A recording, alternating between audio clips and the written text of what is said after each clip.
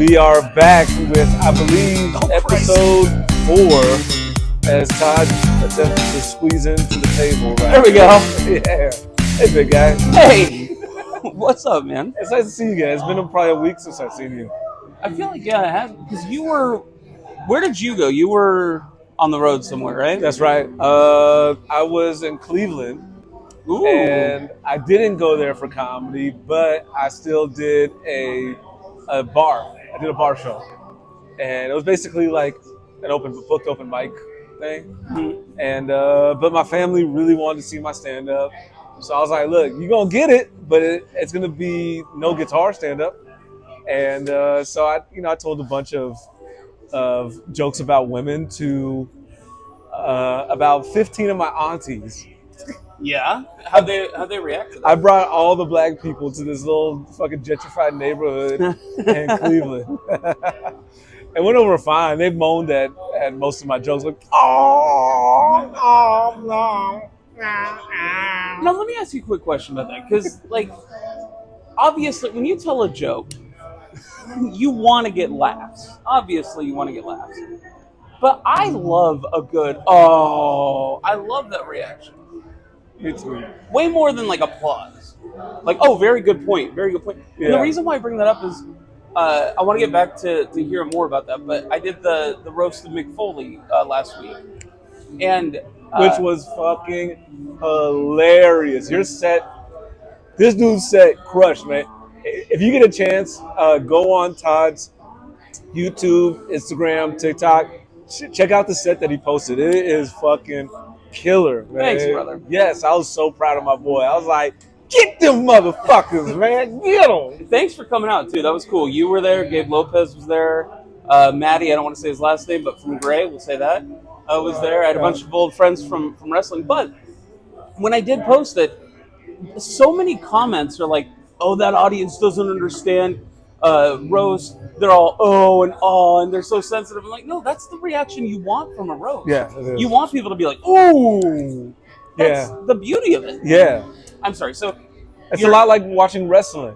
Yeah. You know, you don't want them to cheer for every fucking move. No. You want some of the moves to be like, oh shit. Right. And some are like, yeah, I got him. You know, all that. Yeah. Yeah. So your aunties. Yeah. So overall, were they happy? They were happy because the bar was so low to start with. Like, the comics were just bombing left and right. There's a few of them that were decent. And then, so I just went up there and I just told, 10, 12 jokes. And they were all funny and they liked it, And then, I wouldn't say I was bringing down the room, but they were there to see me. And I brought the room. Yeah. And then afterwards, they're all just, singing my praises. And I felt good because the last thing you want to do is like eat a dick in front of your own family. Sure. Especially when it's like all black women. Yeah, well, if my family was all black women, that would be a weird situation. Not that I would have a problem with it. Well, because after your set, they'd be like, okay, Todd, now here's the thing, Todd. Now look, you can't just be saying the N-word through your whole set like this, Todd. I've never once said the N-word in public. When there was black people around. Only in the shower. I know. In the shower. Well, you got to sing songs. Yeah. I get it. So that was in Cleveland? Yeah, so a lot of my black side of the family is in Cleveland, and that's on my mom's side. And I used to go out there like every year or two when I was younger, like teenage years through college, because I like staying in touch with that side of the family. But as I got older and broker and couldn't afford to fly as often, it just became a much rarer thing. So I haven't been out there in over 10 years. Wow. But this time I went specifically to introduce them to my new wife. Ooh. How'd they like her? We're not invited back. So What? I'm kidding. They fucking loved her. That would be great if they were like, the jokes were fine. That bitch has got to go. Also, I want to apologize for referring to your wife as a bitch. She's a very kind person. She could take it. And but yeah, no. And when they loved her more than me, I would say. Like, she was the life of every party we had. She got to know everybody. They all just said, "I just love your wife. She's the best. Bring her back. She's part of the family now. You can go." And I was like, "Thanks." And yeah, man. So It was great. We had a hotel. We slept till noon every day. We ate good. I gained back all the weight I lost that I worked so hard, all 6 pounds. Gained it all back. Well, just get Ozempic. And, weight will come right off. That's what everyone tells me. Speaking of skinny stuff, Yeah. you always give me a nice fat cigar when I see you. Yeah. And I just wanted to return the favor and bring you a skinny cigar. Ooh. What do we got here? A little Black and Mild. That was the other name of the podcast. That's what it was going to be. That's right. Yeah, I would have been the Black. Thank you. Thanks, man. You're welcome, man. I thought you deserved some ghetto flavor in your life. Well, if you're going to bring me some ghetto flavor, you should have brought one of your aunties. Woo! And we're back. And here we are. Ladies and gentlemen. Yeah, I love doing this podcast, man. You know, it gives me a reason to drink beer and smoke a cigar and talk with my best friend Todd. Woo! What's up, best friend official? It's now podcast official, everybody. I saw the look of regret in his face. He's like, Tubby's probably going to take that very seriously. Yeah, all my other best friends are not going to like that. But, yeah, man. So that was my trip to Cleveland. But you were out in Ogden. I was not. You were somewhere. I don't know. I was going to be in Ogden, but like 2 days before, they told me or they contacted me and said that the HVAC in the club broke and they weren't going to be able to get it fixed until after the weekend. It was too hot to do shows there. So I immediately figured, I just didn't sell any tickets. That's a bullshit story. Son of a bitch. But then I started getting all these messages from people who were getting emails. They were like, I got tickets and now we can't do. But I will say this, to the club's credit, very much to their credit, they actually paid me for the weekend. And we're going to reschedule the weekend. So kudos, good job to that club for being stand-up people that take care of their comics. Yeah, I thought that was really cool. Like I woke up, whatever it was, like Wednesday morning or Thursday morning, and I had a message that said, "Wise Guys had Venmo'd me the money," and I was like, "Why did they send it to me so soon?" And I was like, and then I got the text from him saying that they had to cancel. So it was very cool. Yeah, you hear that? You other B clubs out there that be booking headliners and canceling and not paying up, right? This is how you treat a comic, okay? You take care of them when you can't have them. Right, exactly. Yeah. So I agree. So that was Ogden. Now this weekend, and so far it's still on, this weekend I'm doing Lake Tahoe. And you are actually the one who hooked me up with that room. The one at... And now it's Caesar's Republic is what it is now. Oh. That's the name of the hotel casino. Caesar's... It's not called Harvey's anymore. Huh? Interesting. But I'm looking forward to. What's that room like? Is it like a big theater? It's not a big theater. I would say it's maybe like 150 seater. Okay. That's nice. It's a big stage that you can walk side to side on, and there's an amazing magician that has a residency there. Okay. He's a young kid. I think his name is Alex or something like that. But I would shout out this kid if I could remember his name. But this dude is fucking incredible. If you get the opportunity to go early before your show, watch him, and then do your set. But like this guy, he puts on one hell of a production for magic. Very cool. Yeah, I'll check it out. I'm one of those geeks. Like I don't know if this makes me a geek or not, but I enjoy like a good magician. I really enjoy it, and I don't want to know the secrets, the ins and outs. I know, like I've always said this: if I go see a magician here in Vegas, I know I'm not seeing an actual fucking wizard.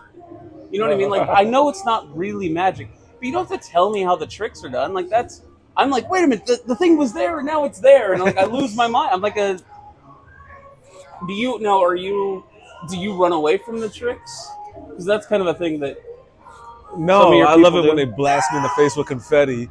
And they're like, voila, motherfucker. And I'm like, ta-da. Ooh, yeah. Do it again, Daddy. Oh, wait. Let's clip that. Yeah, let's put that. Let's cut that out. That's just going to be the beginning of every pod from now on. Do it again, Daddy. Son of a bitch. But yeah, man, that's incredible. Well, I'm happy for your huge success that you had of getting paid to not perform. That's the dream. I'm glad that I was able to help you out with a show. Yeah, absolutely. I feel like that evens out all the stuff that you've helped me out with. So I think we're square. I just gave you a little advice on how to lay the pipe. Uh, but I do want to say, speaking of shows and speaking of us, you guys, if you're in Albuquerque or Fort Worth or Tulsa or Amarillo, you got to come see Amir and I on the road in November. Absolutely. November 6th at Hyenas in Albuquerque, the 7th and the 8th at Fort Worth Hyenas, and then Tulsa Looney Bin on the 9th and Amarillo on the 11th. Absolutely, yes. Tuesday the 11th in Amarillo. Yeah. Come see us, and I guarantee you it's going to be one of the best shows you've ever seen in your life. Because we are two funny motherfuckers, baby. It's very true. And if it's not the funniest show, this is our guarantee. If it's not the funniest show you've ever seen, you don't get a dime back. And that's guaranteed. That's guaranteed. You cannot get a refund. No, sir.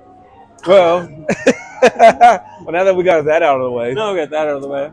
So this is Big Dreads, the Big Dreads podcast. Big Dreads and podcast. And you told me that you had a homophobia you wanted to talk about.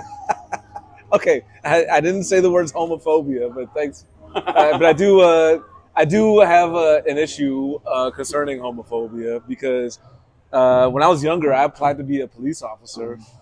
And where the hell is? I can't wait to hear. I wish this was live because I would ask people to comment where they think this story is going. Well, I got denied. I didn't get to be the police officer I thought I could be. Because of homophobia? Well, no, not because. Well, maybe. No, but no. No, and I'm glad I didn't get to be a cop because if I was a cop, I might be getting beat up by gay rappers in these streets right now. And if you don't know what I'm talking about, referring to Lil Nas X getting arrested for a battery of a police officer while he was in his tidy whities and boots out in the middle of fucking Studio City in LA. That's a crazy. Imagine being the cop who got his ass handed to him by a rapper. He got beat up by a gay rapper. He's lucky because he could have got sucked off. Okay, that brings up a very interesting question. If you had to choose, would you rather get your ass handed to you, shit beat out of you by a gay person, or would you rather get a blowjob? Full complete oh my shit. God. I'm a gay dude. And when I'm saying beats, that I'm saying like you're in the hospital for months, or you get to come. Which would you pick? Could I be blindfolded and make him wear a wig? And does he have a beard? Yes or no? He has a big bushy beard. Just beat my ass into a coma. Forget it. I can't do it. He's a big fat guy in a plaid shirt. So it's you. Great. Get a blowjob from you or get beat up. Yeah, just put me in a coma, bro. Okay, so what's the homophobia to the police officer? Well, the thing is, like Lil Nas X was the only black person that attacked a cop and wanted to get choked out. He's like, yes, daddy. Oh, Jesus. Squeeze harder. I'm about to come. Is that a nightstick or are you just happy to be inside my ass? Good Lord. Clip that. Yeah. All right. So I'm not homophobic. I'm saying clip that too. We don't have a producer. No, we don't. We have the laziest producer in the world. They just have the cameras. Yeah, our producer is Todd, Royce. And he's saying clip, so he just remembers what he's That's gonna. Great. Yeah, Anyway, so let's talk about phobias because I did discover I have a new one. Okay.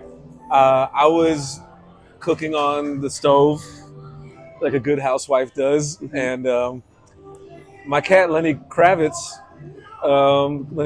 excuse me, he had like a weird Zoomy episode. He runs across the stove and knocks over my pan while the fire is booming. And I scream, ah! Because he just came like so suddenly and abruptly and like it knocked everything over I was cooking. And it wasn't that I was more afraid of him catching on fire. Yeah. And I realized that is a new fear of mine. Like, a cat on fire and running around the apartment and setting everything else on fire as they suffocate from the flames. I think Jesus. that freaks me out. And sometimes when I write jokes, I sit by candlelight like a poet from the 1850s. Do you really? Do you have like a little quill on a feather and you drop it in the? Yeah, and I lick the pen and I dip it in the oil and I go, today's dick joke. Wait, do the licking of the pen again? Oh yeah, man, you're not gonna get your ass kicked. You're giving a blowjob. Wait, do you really do it by candlelight? Well, I don't write my jokes by candlelight, but I write my my spiritual writings by candlelight. Okay. Because I feel like if I'm calling on the spirits to observe the blessings I'm requesting, that maybe a little light will help. Oh, like a little seance kind of thing. Yeah. So, are you comfortable talking about that? Because you've mentioned that to me once before. What exactly do you do? You light? Are you cool with that, or you kind of waved me off? I wasn't sure if it was about to start or what. No, it was just the ash was dropping on. Oh, gotcha. Okay. I'm not waving you off, but you can go fuck yourself. But did you? What? So okay, so you light the candles and then you talk to the spirit world, or like you like put. Is it like a manifestation kind of thing, or? Yeah, it's kind of all of that. Like, I sit down with a journal and I write gratitudes. I write things that I'm commanding the universe to grant me. Damn, I sound like a white bitch right now. I'm asking for abundance. Do you have crystals out? And I don't have crystals a out. horoscope behind you. I don't. No. Pumpkin spice latte right in the middle of the table. Yeah, next to my yoga mat and my fucking tarot cards. I don't have none of that going. But I do ask for things because you're supposed to. And so, and I also just say stuff I'm thankful for, and I do it. I try to do it every single morning, and then I do that before I start writing in my joke pad, and because I also ask for new jokes. Yeah, you know, I'm like, yeah, and I also ask for videos to go viral and shit like that. So thank you for coming true. That's awesome, man. That's very cool. And now you're worried that Lenny Kravitz is gonna run across and set himself on fire. Yeah, so like sometimes when I light my candle, Lenny will come up on the table and he wants to smell the fucking candle, and he burnt one of his whiskers one time. Oh. And now it's like, you know, like when a piece of string gets burnt, it balls up at the end. That's his fucking whisker now. Jesus. And he still keeps going up to the fucking candle, and he's all like, and I'm like, get the fuck out of here, man. You know? Well, what you do is you take a match and you light it, and then you just like put it. No. Are we gonna have to call KPS on you? Yeah. Kitty Protective Service? No, no, I love the kitties. Yeah, no, you do. I know. I think I feel like that's. But isn't that scary? Like the thought of a cat on fire. It is a scary thought. Yeah, you know? And not just them running around, but just like the idea of. That's why I cook everything in a microwave. But you know what? Actually, I've been doing because since I've been doing more stand up and my wife works during the day, I take care of the laundry. Oh, okay. And by that I mean like I put it in the washer, then into the dryer, and then once the dryer is completely full, because I'll run it several times, then I take it out and I put it on top of the dryer, and then every couple of weeks I'll fold it. But okay, so you have housewife duties too. Sure, yeah. But whenever I'm doing that, I always get very paranoid because it's behind a closet door. I'm always like, I don't want Kevin. Because Munch wouldn't. Munch is my older cat. Kevin, I could see him jumping into the washing machine or into the dryer. So like I'll get down and like check the dryer. And yes, yeah, that's another fear of mine too. We got that in common because I putting them in the dryer by accident, and they're in there like spinning and turning and crying, and you're just like, you're out just living your life, not even thinking about them dying. Yeah, I'll do that with the dryer. I do that with the refrigerator because Kevin will climb into the fridge if you have the door open long enough.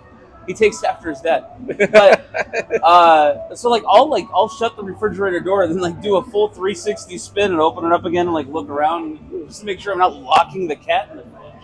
And see, this is why, again, I sort of been working on this on stage.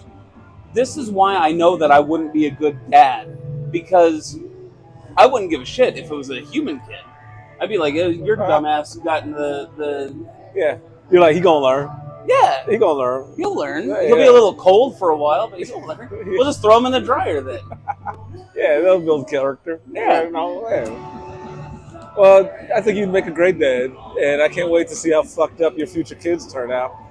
I don't think I could. I said this before. We had a dog that she got really sick, and we would take her to the doctor constantly, over and over and over again. And we would do whatever we possibly could, and then we had to put her down. And that's what made me realize that I'd be a terrible dad, because if I had a kid and euthanasia was legal, as soon as I heard that kid sneeze, I'd be like, get the needles. Like, I don't think I'd be a good dad. Yeah, it's for the best. Oh yeah. Yeah, we don't need another replica of Todd in the world. Yeah. What would you name your kid anyway? I'm kind of a traditionalist. I want to name my kid after his dad, so I name him Amir. That's sweet. I thought I would name my kid Amiracle. Jamiroquai? Oh, I thought it was Jabir-Aquai. Yeah, I do love beer. I should probably just name him Get Me a Beer, bitch. That should be a good name for him. Were you, when you were a kid, were you one of those kids? Like, my mom was always like, I always felt like she had kids, so she'd have helpers around the house. Yeah. Like, it was just constant, like, go get me this, get me that. Yeah, I had that same experience. And, like, I realize now, like, as I'm older, I 100% understand it. And I do it, too. Yeah. I'm busy, you go do that. Yeah, oh, yeah. And that's what kids are for, to be slaves of minor conveniences. Or of, like, tennis shoe companies, iPhone companies, Apple. Okay, we're talking about Chinese kids now. Oh, yeah. Sorry. Yeah, American kids are better than this. American kids get molested. So what's worse? Would you rather be stuck in an iPhone Nike factory as a 5-year-old, okay, working 12 hours a day in a sweatshop? Or would you rather get raped by your uncle? Well, think about it. Okay, here's my thought. I feel like the uncle thing would lend better to your stand-up comedy career than working in a sweatshop. Because how do you get out of that sweatshop? Yeah, you could be the next Kanye West. Was he? Yeah, he came out saying that one of his cousins fucked his face. Jeez. Yeah, well, in other words, Kanye West sucked it.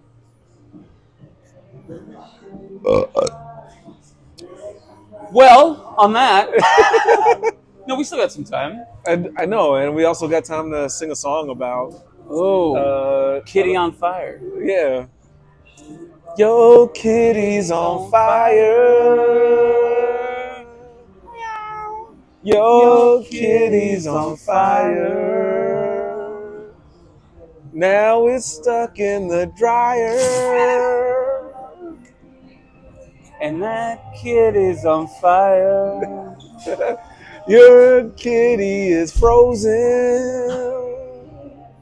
You were cooking top ramen. It climbed in your freezer. Ow. Yeah. And now your wife's really mad at you. Ta-da. Ooh, yeah. Ooh, yeah. Pedals everywhere. Do you have any, what dates do you have coming up besides the November? You've always got dates. I think I'm doing a chicken wing restaurant next week. Are you doing wing nuts? Yeah, I'm doing wing nuts again. Yeah. Shout out Coda Hawk. Yeah, Coda Hawk. Thanks for booking me every time somebody drops out. Wait, yeah, didn't you just do I that? just did it like a week or two ago. But I need the fucking money right now. Yeah. And Craig Robinson, if you're listening to this, book your boy Amiracle. Let's go. Craig Robinson, if you're listening to this, you should have someone manage your time better. Yeah, you should probably just stick to doing what you're doing, which is being successful. Well, if you're watching this right when it drops or listening to it right when it drops, I'm doing Lake Tahoe tomorrow or this weekend. Next weekend, I'm doing the Downtown Comedy Lodge in Las Vegas. I'll be doing that in October. Ooh, hell yeah. Yeah. I'm also featuring on the late night at Kimmel's on Saturday. Good for you, bud. Yeah, that's a nice spot. And Kimmel's. then I got the whole run through. I got Gonzales, Louisiana on September 18th, Hammond, Louisiana on the 19th, Biloxi, Mississippi on the 20th, and Nashville on the 21st, and then Wichita and Florida in October. So go to don'tfeedthecomic.com. Yep. This motherfucker's on stage every single night right here in the greatest city on the planet, Las Vegas, Nevada. That's right. I don't have to go far to get on stage. But I do. People are just like, we'll give him a weekend here, but no, but Todd has a great schedule. Definitely keep up with it. Check him out when he's in your area. And when you come to Vegas, come by and see me. And if you can't see me at the club, you can see me for free when I sing to these motherfuckers out in the streets. Oh yeah, dude! Check out it's Amir. What's your comment? Find me on TikTok, Instagram, YouTube. I go by Amiracle Comedian. Amiracle Comedian. Yeah. You have, and I told you this, probably the funniest clip. Like, I'm not even saying this because you're my friend, my best friend. Oh. Do you mean it? This is true. You had a clip that ended so perfectly the other day where you were singing to somebody as they walked by, and then you just looked to the left and you went, what the fuck? And this person, if you close your eyes, ladies and gentlemen, if you close your eyes and think to yourself, late night Fremont Street people, whoever you picture, that's who walked by. Yeah. Oh, yeah. And it elicited such a reaction. I watched that video 27 times in a row. Yeah. Yeah. I was kind of upset that my cameraman stopped the camera when he did, because this guy was just, it was like a trans dude in overalls. And it was so strange to see this guy. And wait. He was a lot weirder than just a trans dude in overalls. Yeah, it looked like a trailer park trans. Trailer park trans. That's the name of this episode. Trailer park trans walking through the neighborhood. Yeah, he's walking with overalls and he's misunderstood. Yeah, he's got no pets. He's got no dogs. But if you give him a chance, he'll give it to you raw and show you his dong. His digga dong dong dong bing bong bong. Ooh yeah, ooh yeah. Ladies and gentlemen, we are here at the Remix Bar at the Strat in Las Vegas. Yes. And this is another great episode. I think so. Trailer Park Trans, everybody. We are attempting to release new episodes every Wednesday at 5 a.m. Pacific time. So wherever you are, please add us, subscribe to us. Check out all our social medias. Todd is releasing a lot of footage from his roast of Mick Foley. Ooh, very fucking funny. You have to check it out before they try to sell it to Netflix or wherever it might go. Yeah. Thanks, buddy. Yeah, it was great. All right, man. All right, I guess we did. This might be our shortest one yet. It might be the shortest one yet, but you know what? We're trying to get those views up. We're trying to get those listens up. So thank you for sticking with us till the end, and be back next week. Yeah, and add us on social media under Big Dread Podcast. Yeah. Oh, yeah. Peace out, everybody. Peace. Ooh. Hey. Oh, and look out for the AI song coming right after this episode. Give it a listen. Yeah.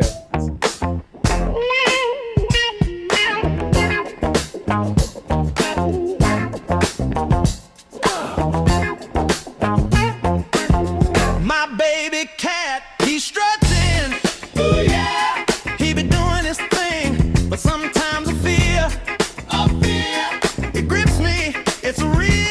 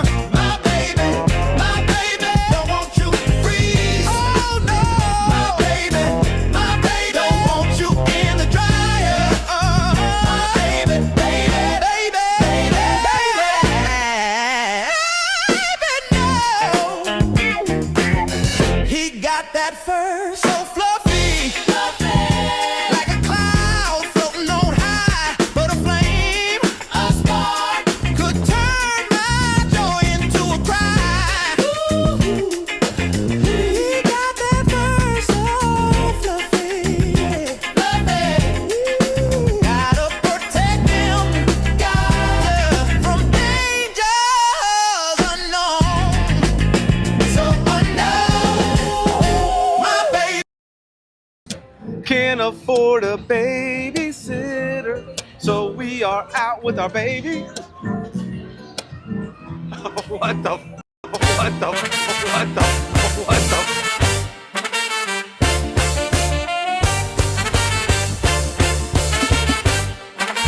Overalls on tight, he's feeling alright. Takes a walk down the street, hear that rhythm and beat.